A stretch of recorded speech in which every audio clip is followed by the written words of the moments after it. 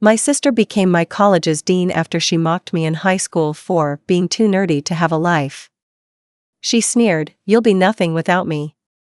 Years later, she needed my recommendation. I didn't even answer her email. I never thought I'd be in a situation where my older sister, who'd spent years mocking me for being too nerdy and not having a life, would come crawling to me for help. Yet here I am, years later, facing her request for a recommendation for an award she's applying for, despite her cutting me down every chance she got when we were younger. After all the hurt, I couldn't bring myself to help her, and I haven't even responded to her email. The kicker? She's now the dean of students at my alma mater, and I'm not sure what's worse, the fact that she thinks I owe her anything, or the way she's crumbling under the pressure of her own ambition. It all started with high school. I'm Eleanor Harris, and my older sister, Naomi, had it all: the looks, the popularity, the perfect grades. I, on the other hand, was the bookworm, shy, quiet, and socially awkward. I didn't mind being the odd one out, though. I found comfort in my studies, in my books, in the quiet spaces where I could be alone with my thoughts. But Naomi, well, she didn't exactly understand that. I remember one moment that has stuck with me, clear as day, like it happened just yesterday. It was our senior year of high school, and I was sitting at the kitchen table with my mom, going through my SAT prep book. Naomi walked in, rolled her eyes, and let out a loud sigh. "You seriously need to get a life, Ellie," she said, her voice dripping with mockery. "You're so obsessed with your grades and these stupid books, you're going to end up with nothing but your dusty old textbooks when you're older." She had this way of making everything sound like a joke, even when she knew it stung. But she didn't care. She was Naomi, the popular one, the one everyone adored. I was just the invisible little sister who sat in the background, trying not to be noticed. That was just how it was. Naomi went on to get into UC Berkeley, with her legacy status and connections. I was thrilled to be accepted to Stanford University. I worked hard for it, and I was proud of the scholarship I had earned. But that wasn't enough for Naomi. She didn't congratulate me. Instead, she smirked when I told her where I was going, as though she believed I could never measure up to her. "Stanford's a second-rate school compared to Berkeley," she had said, dismissing my excitement as if it meant nothing. "If you ever want to amount to anything, you should try harder. But I guess some people are just destined to be second best." And that was it. After graduation, I left for Stanford, hoping that the distance would put some space between us. I threw myself into my studies, focusing on my research and my academic goals. Naomi, on the other hand, kept up her social life, making connections, and building her brand. In the years that followed, she graduated with honors, worked for a while in various prestigious positions, and eventually landed a job as the dean of students at my very own college. At first, I couldn't believe it. Naomi, the girl who had mocked me for being too nerdy to have a life, was now an authority figure at the institution I had spent years trying to succeed at. But as much as it irked me, I tried not to let it affect me. I was busy with my career, a research position at a reputable institute. I was doing just fine, carving my own path. Naomi's success wasn't mine to claim, and I wasn't going to waste my energy comparing myself to her anymore. But then one day, years after she had ascended to her lofty position, I received an email that completely took me by surprise. The subject line read, "Request for recommendation." At first, I didn't even recognize the name in the sender field. But as soon as I saw the words Naomi Harris, my stomach twisted. The email was formal, polite even, but it was her. The same sister who had spent years belittling me, the one who had once said I'd never amount to anything without her. And now, she was asking me for a recommendation. "I know we haven't always seen eye to eye, but I value your academic standing and respect your success," the email began. "I'm applying for an award that could really help further my career, and I would be honored if you could provide a letter of recommendation. I understand if you're busy, but it would mean a great deal to me." My hands froze over the keyboard. I read the email multiple times, trying to process the words, but all I could feel was a rising tide of emotions. Anger, disbelief, and a deep, lingering hurt. It felt like a joke. It had been years since Naomi had last mocked me. And now, after all that, after everything she had said, she was asking me, for help? I thought back to our childhood, to all the times she made me feel small, to all the times she looked down on me for not being as popular or as fun as she was. How many times had I been the punchline of her jokes? How many times had she sneered at my attempts to fit in? And now, she needed me. I wanted to respond, to let her know how I felt about all those years of mockery, how much it hurt every single time she made me feel like I wasn't good enough. But I didn't. Instead, I closed the email without answering. And for days, I let it sit there, unread. Weeks passed, and I thought I had put the whole thing out of my mind. But then came the phone call. It was my mom, calling in a panic. "Naomi's in trouble," she said, her voice trembling. "She's being investigated. There's a wrongdoing at the college." My heart sank. I didn't want to believe it at first. But my mom filled in the details. Naomi, the dean of students, had been caught in a wrongdoing involving unethical practices at the college. From what I gathered, she had used her position to manipulate certain decisions in her favor, things that were coming back to haunt her now. It was all over the news, and it was only a matter of time before the university would have to make an official statement. I wasn't happy about it, but a part of me couldn't help but feel some form of vindication. Naomi had always been so sure of herself, so certain that she was invincible. But here she was, unraveling in front of the world. And for the first time, I could see that maybe, just maybe, the tables had turned. The thing was, I had no desire to offer help. I had spent so many years trying to distance myself from her that I couldn't bring myself to reach out now. It wasn't out of spite, it was simply that I no longer cared enough to get involved. Naomi had built this persona of invincibility, but the cracks were starting to show, and I was no longer there to prop her up. Her email, her request for a recommendation, seemed like a distant memory now, and I realized that I had been right all along. Naomi's world had always been built on the illusion of control, of power. But deep down, she had always needed people like me, the ones she mocked and belittled. The ones who might just help her out of a tight spot when things fell apart. I didn't respond to her request, and I never planned to. But as her career unraveled, I couldn't help but wonder if she had ever truly understood what she had done to me all those years ago. I wasn't her stepping stone anymore. I was done being part of her game. The weeks after Naomi's wrongdoing felt surreal. I couldn't escape it, her name was all over the local news, her face plastered on the college's website with some official statement about pending investigations. Everyone in town knew what had happened. But, unlike the rest of the world, I didn't feel the satisfaction of knowing that she was finally being held accountable for her actions. I didn't feel joy, or any sense of victory. What I felt was nothing. It was like the emotional energy I had stored for so many years had finally been exhausted, leaving me with a deep, dull ache. I didn't contact her. I didn't reach out to my parents to ask how she was doing. I didn't even check in with my friends at the university to see if there was more gossip flying around. I just kept going with my life, quietly and without interruption.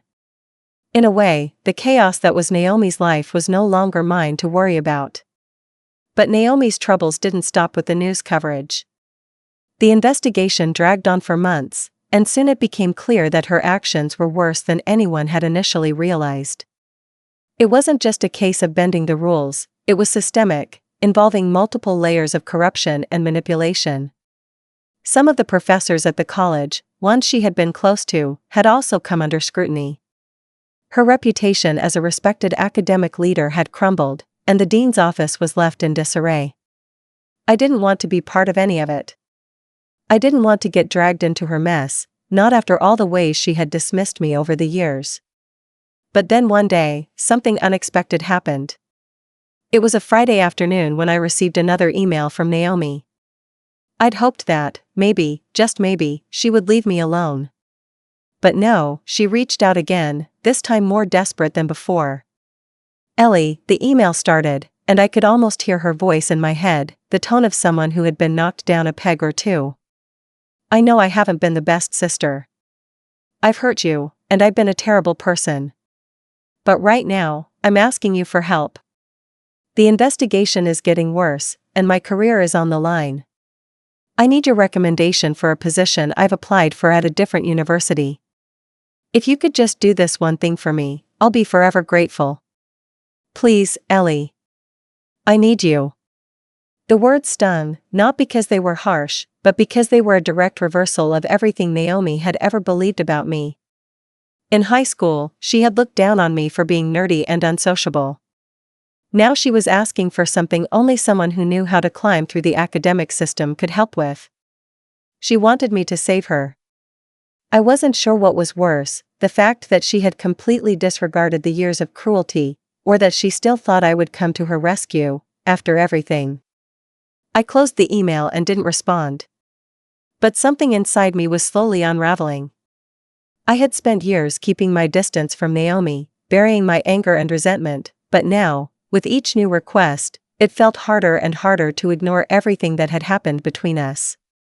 I could almost see the younger versions of us in my mind's eye, Naomi, always at the top of the social ladder, always in control, while I sat in the shadows, just trying to survive her taunts.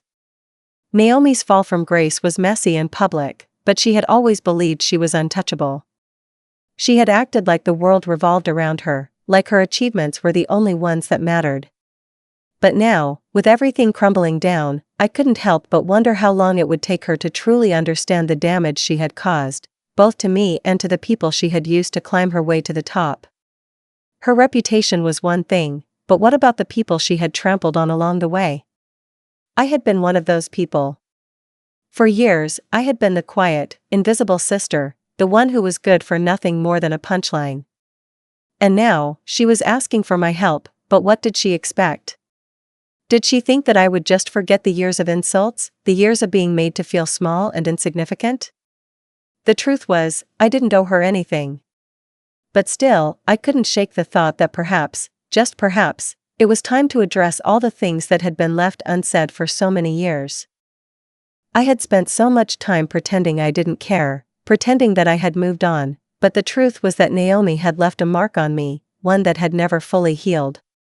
Over the following weeks, I thought a lot about my next move. I had to confront the truth, not just about Naomi, but about myself. I had to ask myself why I had allowed her to define my worth for so long. It wasn't just about academic achievements or career goals. It was about something deeper, about how I had let someone else's opinion of me shape who I thought I was. Naomi's cruelty, her dismissiveness, had buried me in a way that no grade or degree ever could. And now, with everything falling apart around her, I had the chance to reclaim my own narrative.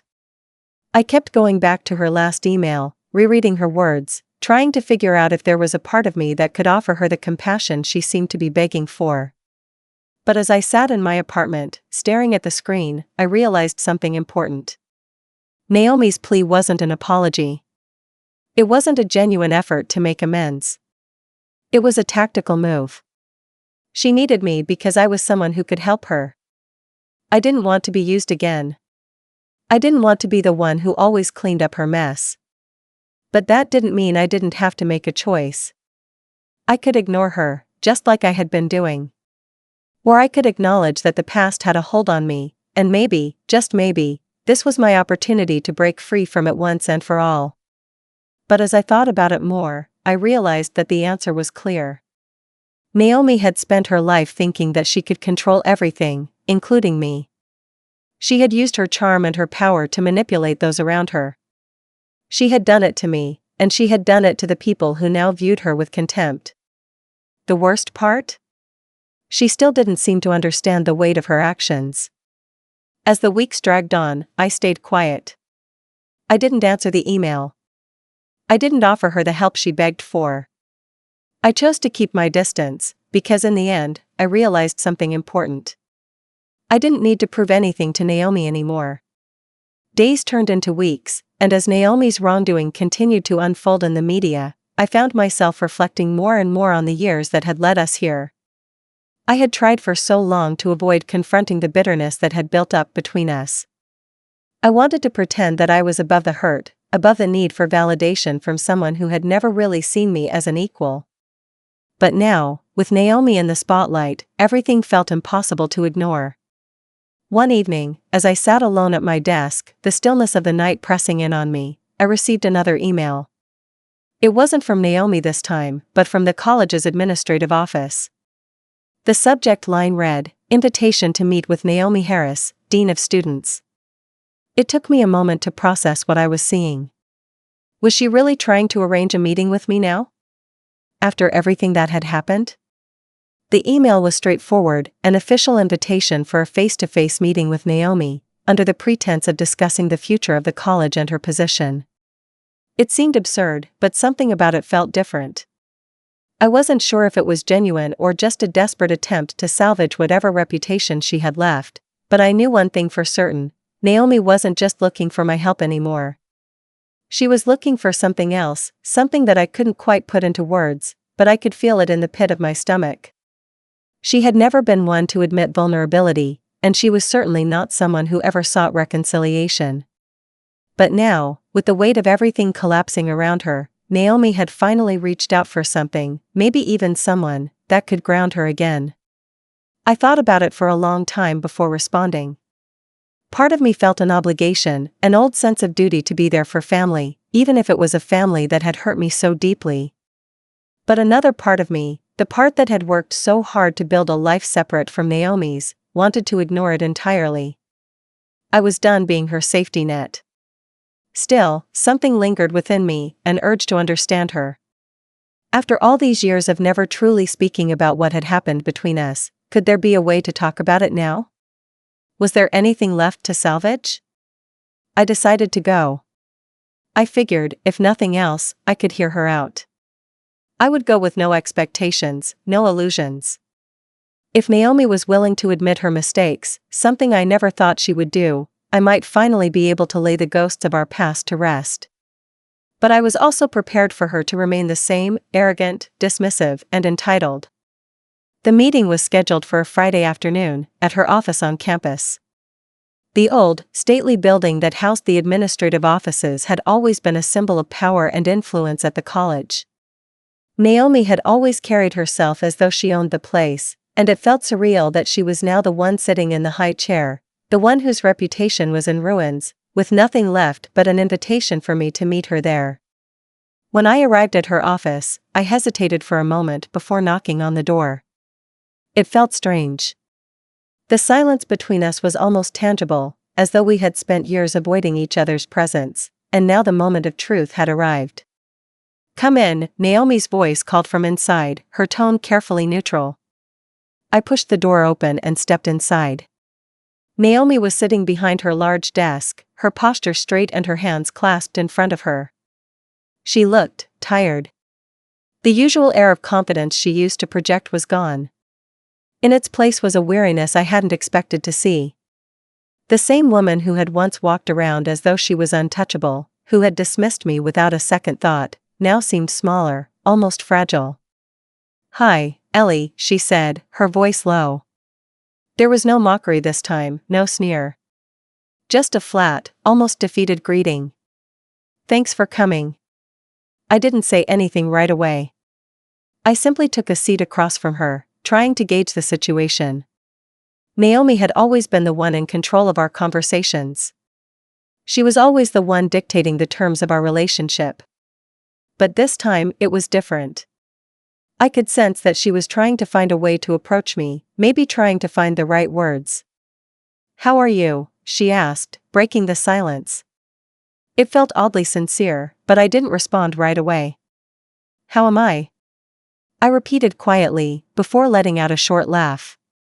"You don't really care, do you?" Naomi looked taken aback, but I wasn't going to sugarcoat anything. "Not anymore." "No, I guess I don't," she replied, her voice tinged with bitterness. "But I'm trying, Ellie. I really am. You don't know what it's like to be in this position. To have everything you worked for crumble so completely. To realize that everyone you thought was on your side." She paused, looking down at the desk, her fingers playing with a pen. "It's all falling apart, and you realize that maybe, Maybe you've been the one who's been wrong all along. I didn't respond immediately. Naomi had always been good at playing the victim, always finding a way to make her actions seem justified. But there was something different about her now. The usual deflection, the arrogance, wasn't there. Instead, she seemed to be facing something darker, something she could no longer deny. Why me? I finally asked. Why did you reach out to me? After everything, after how you treated me for all these years, why now? Why do you want my help? Naomi let out a deep breath and leaned back in her chair, her eyes drifting to the window, as if searching for an answer somewhere outside. I was an idiot, Ellie. I didn't see it before, but I see it now. You were always there for me, in your own way, and I was too stupid and too proud to appreciate that. I thought I was better than you, that I didn't need anyone else to succeed.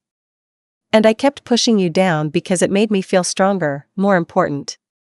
But now I see that I was wrong. I didn't say anything. I wasn't sure I could say anything. Part of me wanted to hear Naomi admit her wrongs, wanted to hear her take full responsibility for the years of belittling and ridicule. But another part of me wanted to know if she was just saying these things because she needed someone to pull her out of this mess. For a long time, there was silence between us. Naomi fidgeted with a piece of paper on her desk, her eyes not meeting mine. The weight of the past hung in the air, and I could feel it pressing in on both of us. I know you don't owe me anything, Naomi said finally, breaking the silence. But I need you to know that I'm sorry for everything. I can't undo what I did, and I can't make up for all the pain I caused. But I need to at least try. Her words hung in the air, and for the first time I allowed myself to feel something. Not anger, not resentment. But a kind of acknowledgement. Maybe Naomi had finally seen the damage she had done, but it wasn't up to me to fix her. It never had been. I didn't know what to say next. I didn't know if there was anything to say. All I knew was that I wasn't the same person I had been when she'd first made me feel small. I had changed.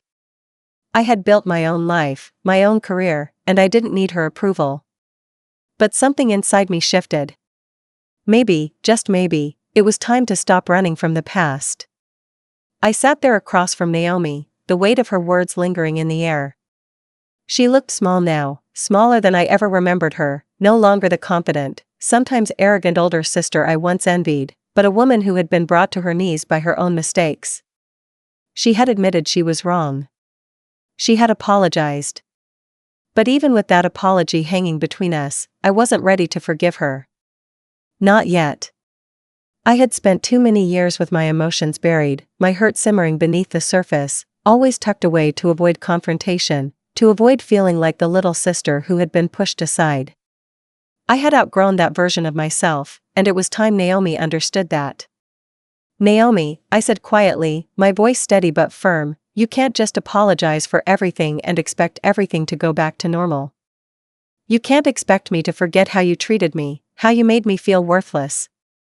I'm not going to be your safety net. I'm not here to fix you. Her eyes widened at my words, and I could see the flicker of panic in her gaze, but I wasn't done. Not by a long shot. I've spent years watching you climb, watching you destroy everything that came into your path in the name of success, and now that it's all falling apart, you think I owe you something? I shook my head, the words feeling almost cathartic, as if they had been building inside me for so long that they needed to be released. I don't owe you a thing, Naomi. She looked down, her hands gripping the edge of the desk as if she were trying to hold herself together. I could see the vulnerability beneath her carefully constructed exterior. I could feel the guilt radiating off her like a weight pressing her down. But I couldn't pity her. Not after everything. I'm not going to give you the recommendation, I continued, the words coming out more easily now. You don't deserve it. You don't deserve me to bail you out. Not when you've spent your whole life tearing others down to build yourself up. Her eyes filled with something close to desperation. Ellie, please. You don't understand, no, I cut her off, standing up now, feeling the power of the moment course through me. I do understand. I understand better than you think. I understand that you're used to people catering to your needs, doing everything you want, just so you don't have to face the consequences of your actions. But not anymore. I stood there for a few seconds, letting the silence stretch between us. It felt like the right thing to do. For so many years, Naomi had made me feel like I was invisible, like I was the one who needed to beg for scraps of attention or approval. But here I was, standing in front of her, not asking for anything, simply stating the truth. Maybe this is your wake-up call, I said, my voice calm but resolute. Maybe you'll finally learn what it means to actually earn respect, rather than manipulate people into giving it to you. I'm done being part of your little game. I turned and walked toward the door, my steps measured, my heart pounding with a mix of relief and empowerment. As I reached for the handle, I paused and looked over my shoulder one last time. Naomi was sitting there, her face pale, her shoulders slumped in defeat. The woman who had once been so sure of herself, so convinced of her own superiority, was now broken, on her knees in every way except literally. Good luck, Naomi, I said, my voice softer now, but still full of conviction. I hope you figure it out. With that, I walked out of her office, closing the door behind me with a finality I had never felt before. It was done. I had let go of the past, and I had refused to be dragged back into Naomi's drama. She would have to face the consequences of her actions alone. Over the following weeks, I didn't hear from Naomi again. I didn't see her name in my inbox, didn't get any desperate phone calls or messages asking for my help. I knew the investigation was still ongoing, but it was no longer my problem. I had done what I needed to do. I had set boundaries, and for the first time in my life, I wasn't allowing myself to be manipulated by her. Then, one evening, I received a letter in the mail. It was addressed to me in Naomi's handwriting, and my stomach twisted slightly as I tore it open. Dear Ellie, it began, I wanted to thank you. Not for the recommendation, because I know you won't give it. But thank you for the hardest lesson I've ever learned. I've spent my entire life chasing success, chasing approval, chasing things that didn't matter. And I used people, especially you, along the way. I see that now. I see the damage I've caused. And I'm sorry. I sat there, staring at the letter, feeling something I didn't expect to feel, relief. Naomi's words were not perfect, and they didn't erase the years of hurt, but they were an admission, finally, a recognition that she had wronged me, that she had wronged so many others in her life. She had spent years acting as if she was above everyone else, and now, she was looking up from the bottom, realizing that her way had never been the right way. There was no dramatic conclusion, no big redemption arc for Naomi. She had fallen hard, and she would have to rebuild from the ground up. But in the end, I knew that she wasn't going to break me. She wasn't going to drag me back into her mess. I had found my voice. I had set my boundaries. And that was enough for me. A year later, I found out through mutual friends that Naomi had resigned from her position as Dean of Students. The investigation had uncovered too much for her to continue in her role, and the university had parted ways with her quietly. She took a job at a smaller institution, where she had to start over. I didn't feel any satisfaction from her fall. In fact, I felt a quiet, almost melancholic understanding. She had been so focused on climbing, on staying at the top, that she had forgotten what really mattered. As for me, I continued to move forward with my own life. I had long since left behind the need for validation from Naomi or anyone else. My career flourished, I was surrounded by supportive friends, and I had found peace with my own worth. The last time I saw Naomi was at a family gathering, a few months after her resignation. She looked different, more humble, more reserved, but I didn't feel angry anymore. I wasn't bitter. I had long since moved on. I gave her a polite nod, but I didn't engage. I didn't need to. Naomi had her own path to walk now. And I had mine.